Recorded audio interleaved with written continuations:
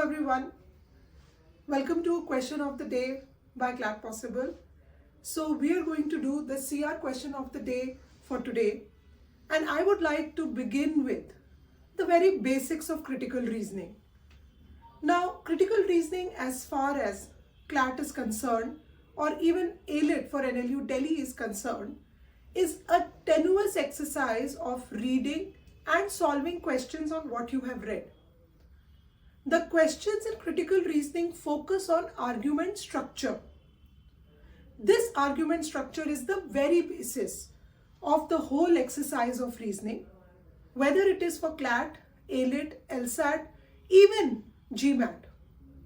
So what is this argument structure? Argument structure says that while you are reading an argument, the argument can be one paragraph or a bigger argument. You are supposed to identify the main point or the conclusion of the author.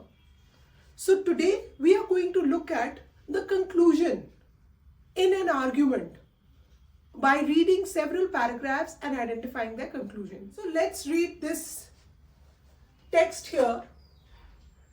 In this text, David Bernstein is basically the author of the whole argument, and the author has presented David Bernstein's views. So if you read the first line, which is the reference of which is African American labor regulations and the codes from Reconstruction to the New Deal in 2001.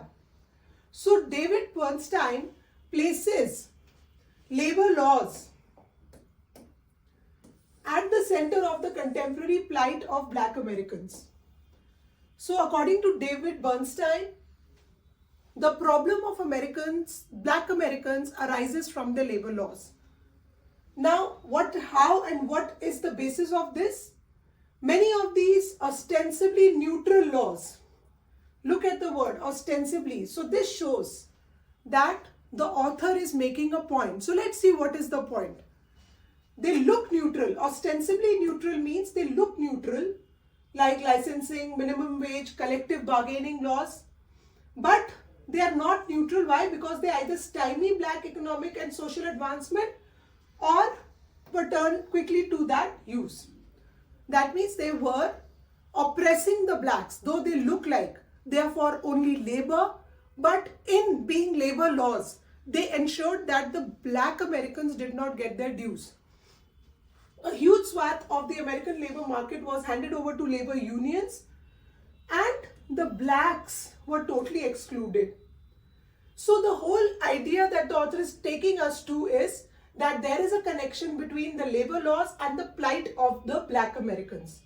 The now long-standing gap between Black and white unemployment rate dates precisely from the moment of government intervention on labor's behalf.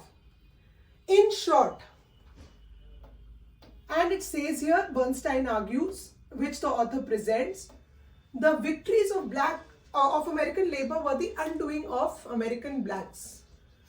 So the whole idea of giving us the laws and how they were oppressing brings us to the last line, which is the conclusion.